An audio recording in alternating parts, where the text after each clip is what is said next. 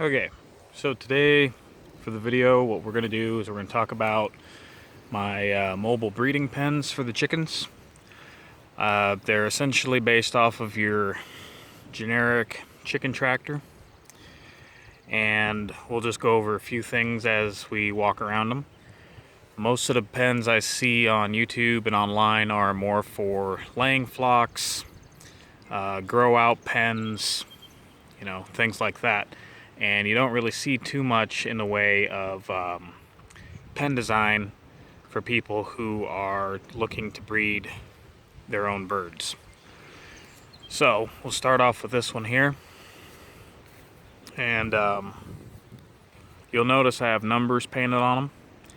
Reason for that is when I collect my eggs, I number them according to the pen they came out of and the week that they were set. So for example, if I'm gathering eggs for the first batch of eggs that will be set, the number on the egg will be 3-1. And then the following week it'll be 3-2, so on and so forth.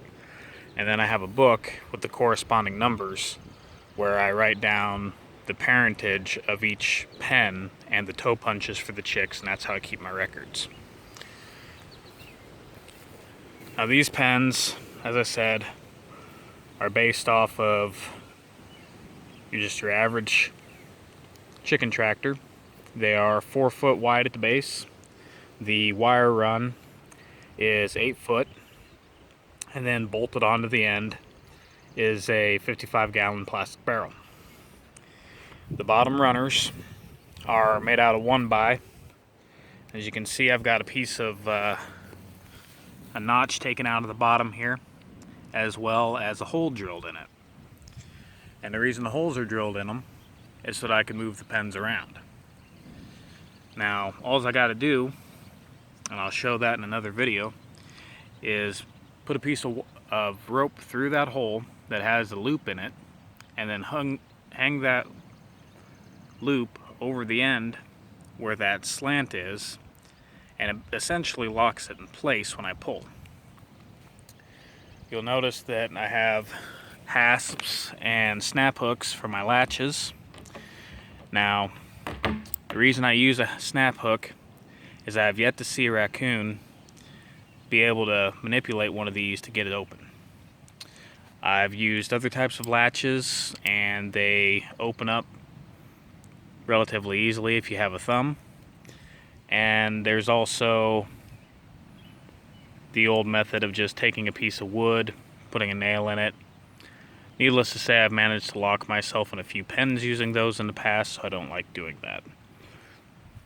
Now on the inside here, I ground off the tips of the screws with an angle grinder just to keep the birds from injuring themselves.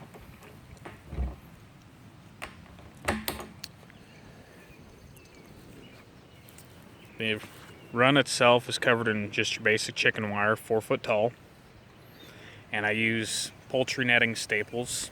They go by a couple other names, but you don't need huge staples, especially when you're doing wood that's this thin. You're going to split it, and also chances are it's just going to be overkill for the wire. I mean, this wire is not as sturdy as cattle fencing or anything like that. It can be ripped through, and in my opinion, if something wants in that bad, it's either going to rip the staples out or it's going to rip the wire out and rip a hole in the wire. Only difference is you can always reattach the staples, whereas with the wire you got to patch over it or sometimes replace it completely. I like to use these strap hinges. Reason being is if you look at any board, the grain runs the length of the board. So if you've got just your regular rectangular hinge, you've got 3 screws that are in line in the same piece of the grain. Makes it easier for it to split or rip out. This at least gives it a little bit of an offset. If they'd make a 2.5 inch hinge that was priced right, I'd use it, but I just go ahead and get the 3s because they're basically not that much more money. And if I really wanted to, I could always drill another hole over here and put a third screw in. One thing to keep in mind when building these, which I went against on my own, I knew better and I did it anyways. Don't use super cheap material, especially for your plywood. This plywood, I put these pens together about 6 months ago, and I can guarantee you this plywood's not going to make it a full year. Here again, I'm using 1x material. The top piece is actually a 2x4 that's been ripped down the center, and that gives you a little more building material. When I first built pens like this, I used 2x4 top and bottoms, and they're just exceedingly heavy. Granted, they were super sturdy, but it just got to be where I didn't want to move them hardly ever. Quick little thing about the barrel here. Depending on where you get your barrels, the owners may want to keep the caps, which are technically referred to as bungs, B-U-N-G, so they can use them on other barrels. So if you get that, just get you some tuna cans and jam them on there, and they stay pretty tight. If you want to, you can actually take a nail and hammer a bunch of little holes in it to give additional ventilation. But as I'm about to show here, I've got this little prop door, and it has vent holes in it already. I also use a hasp there so I can lock the birds in at night, and also for transportation. Now, this rope here allows me to pull the door open, and then I can just lock it in place using the snap hook that's tied to it. So now they're able to go in and out as they wish the rest of the day.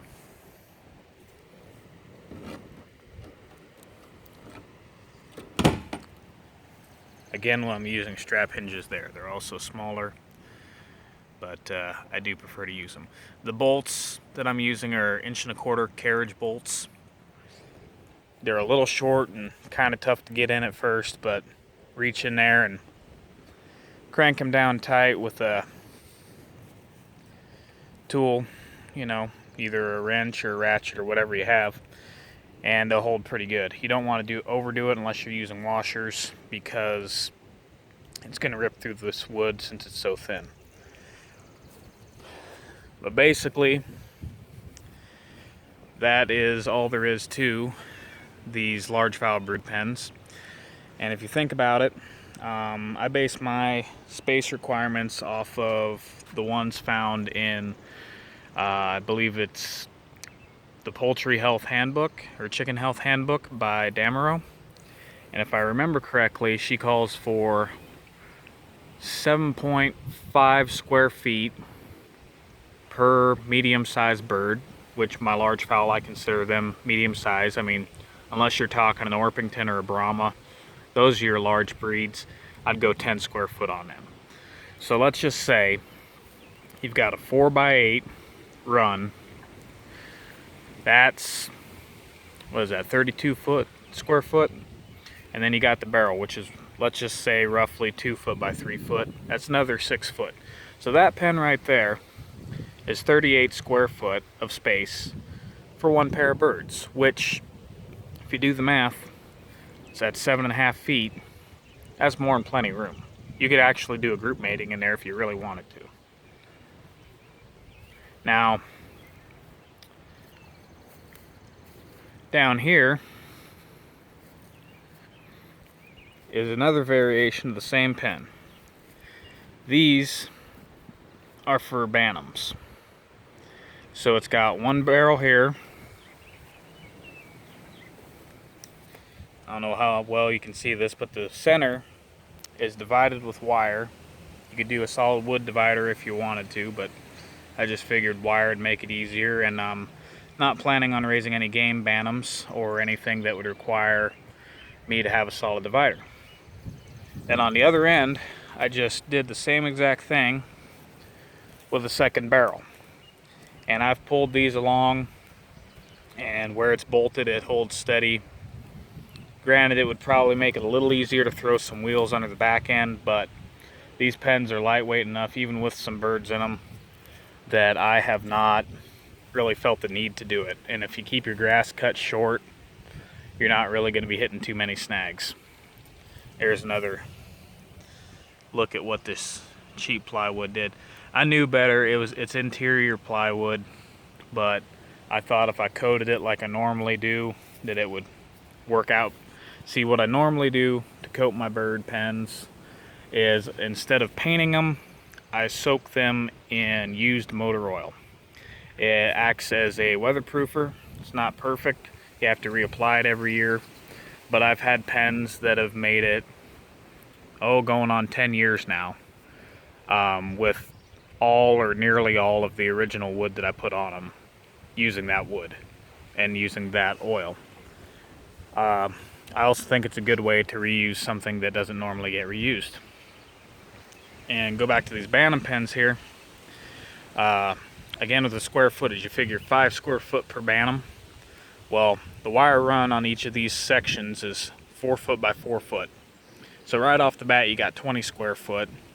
You add another 6 right here. So you've technically got enough room, according to that book, to do 5 Bantams. But I like to pair mate everything. Keeps better records that way. And if there's one thing I found out, is the minute that you think you know what's in your breeding pen, and you go ahead and you set up a group mating, that's the year you're going to get all kinds of weird throwbacks popping out, and you're not going to know which hen was producing them. Talk about the rope here. So this one isn't the one that has the loop in it. It was just some scrap pieces that I had left over, but same kind of principle. It just loops through the holes, and you just grab it and pull. All there is to it.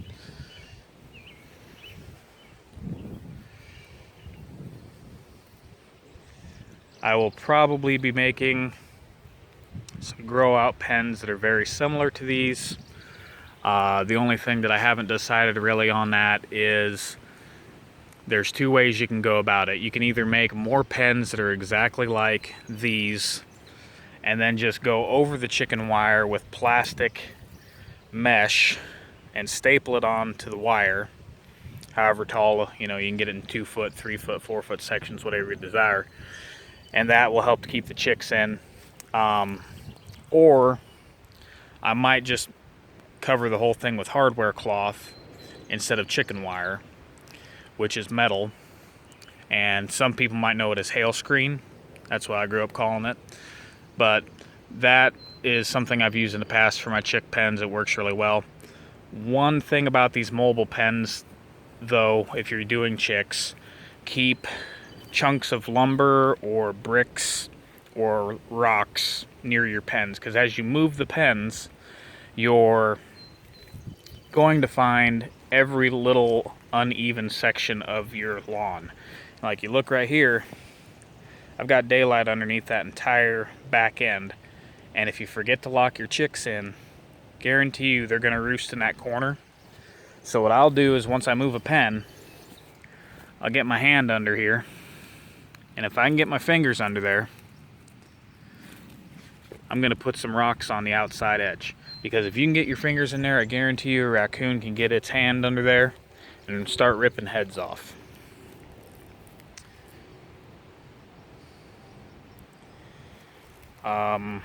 You might be wondering what it cost me to build some of these. And the answer is, with the cheap plywood, I came in under 50 bucks a pen. But I should have used better plywood. So, learn from my mistake, don't repeat it. Also, as a money-saving tip, if you can get a hold of pallets, knock those apart and rip them down. They make great doors.